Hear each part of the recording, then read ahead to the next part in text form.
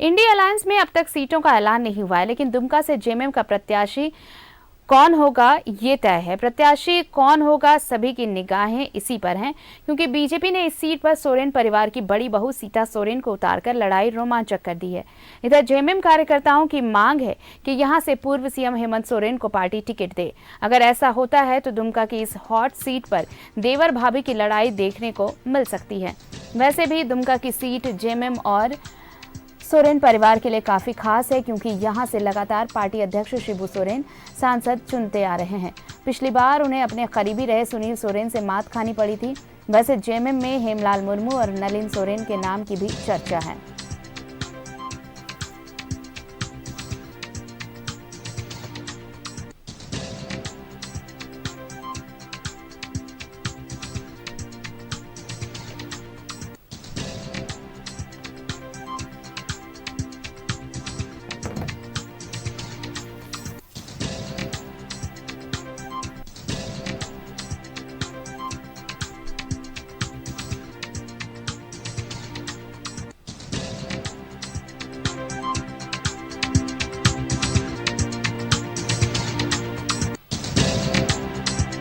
और सहयोगी राकेश इस वक्त हमारे साथ जुड़ रहे हैं, सीधे उनका रुख कर लेते हैं। राकेश, लोकसभा चुनाव के लिए प्रत्याशियों का ऐलान सिर्फ अभी बीजेपी ने किया है।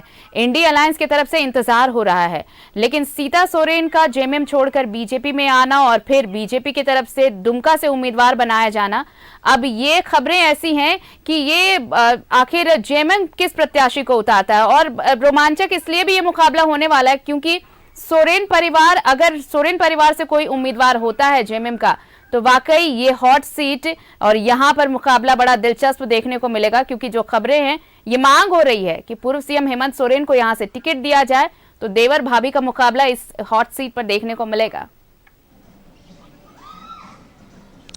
बिल्कुल, देखिए इस बार दुमका सबसे हॉट सीट रहने जा रहा है। कई मामलों में अगर हम दुमका के सियासी नब्ज को देखें तो वहां से चूंकि बीजेपी ने अपने पूर्व के प्रत्याशी को ड्रॉप कराकर वहां से सीता सोरेन को उम्मीदवार बनाया।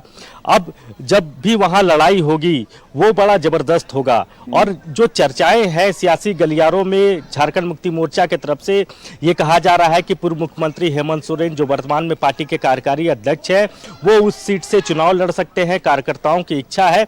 हालांकि पार्टी की तरफ से अभी तक कोई ऑफिशियली स्टेटमेंट इसको लेकर जारी नहीं आती, लेकिन चर्चा हेमंत सोरेन को लेकर जरूर है कि हो सकता है कि हेमंत सोरेन दुमका से प्रत्याशी बनाया जाए। और अगर दुमका से हेमंत सोरेन प्रत्याशी होते हैं, अगर चुनावी मैदान में हेमंत सोरेन उतरते हैं, तो आप देखेंगे कि दुमका की जो सियासी लड़ाई है वो बड़ी दिलचस्प नजर आने वाली है। और कई मामलों में जो दुमका का जो सीट रहा है वो झारखंड मुक्ति मोर्चा का परंपरागत सीट रहा है। आप इसे इस तरीके से भी समझ सकते हैं कि कांग्रेस में जिस तरीके से अमेठी और रायबरेली की सीट मानी जाती ही रही है, तो उसी तरीके से दुमका सोरेन परिवार के लिए सबसे महफूज सीट माना जाता रहा है।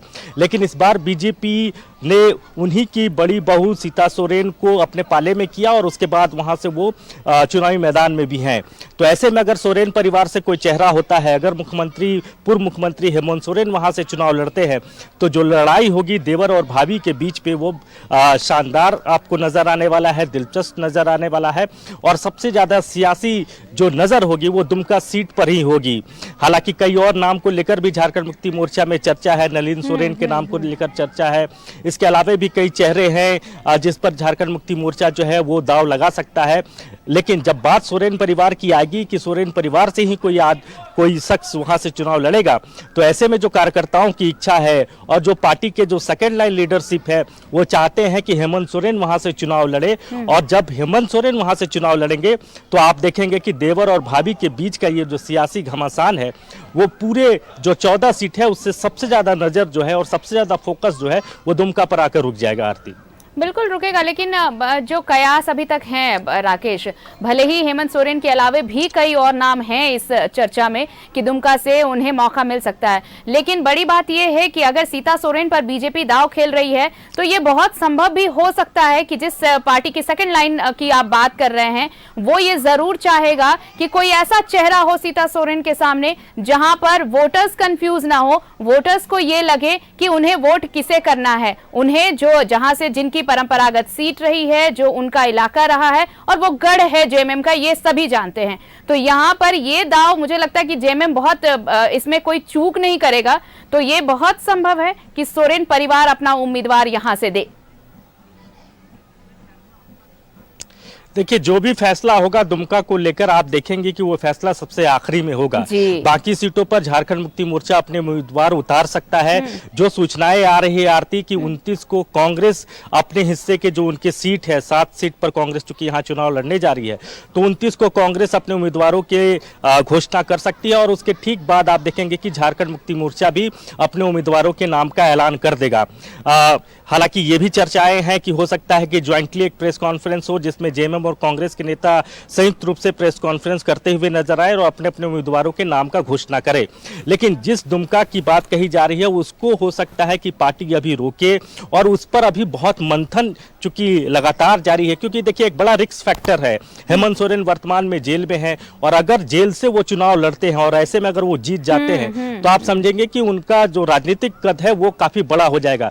लेकिन अगर वो हार जाते हैं, अगर किसी तरीके से उनकी हार हो जाती है तो एक बड़ा सेटबैक होगा पार्टी के लिए। तो तमाम चीजों पर पार्टी का मंथन जारी है। इसलिए मैं बार बार कह रहा हूं कि देखिए तमाम जो 5 सीटें झारखंड मुक्ति मोर्चा के खाते में है उसमें से 4 सीटों पर संभवतः 30 तारीख को घोषणा हो जाए, लेकिन दुमका सीट पर थोड़ा अभी और मंथन पार्टी कर रही है। निर्णायक स्थिति में पार्टी अभी पहुंची नहीं है कि क्या वहां से हेमंत सोरेन को लड़ाया जाए या हेमलाल मुर्मू को चेहरा बनाया जाए या नलिन सोरेन को बनाया जाए, तो उस पर अभी मंथन बाकी है। लेकिन इतना जरूर है कि अगर हेमंत सोरेन वहां से लड़ते हैं, जो इच्छा कार्यकर्ताओं की है, लगातार कार्यकर्ता इस बात को लेकर कहते भी रहे हैं कि वहां हेमंत सोरेन को चुनाव लड़ना चाहिए, लेकिन बड़ा रिस्क फैक्टर है। उस रिस्क फैक्टर को अगर झारखंड मुक्ति मोर्चा लेकर चलना चाहता है तो ऐसे में आप देखेंगे कि उस सीट पर हेमंत सोरेन आपको चुनाव लड़ते हुए नजर आएंगे।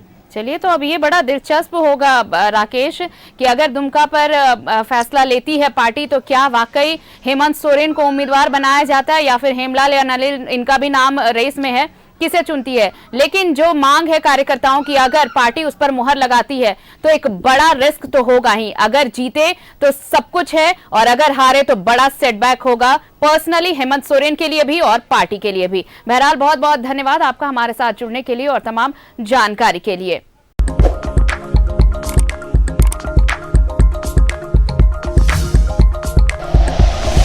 Like and share videos, subscribe करें हमारा चैनल और प्रेस करें बेल आइकॉन। न्यूज़ 11 भारत, सच है तो दिखेगा।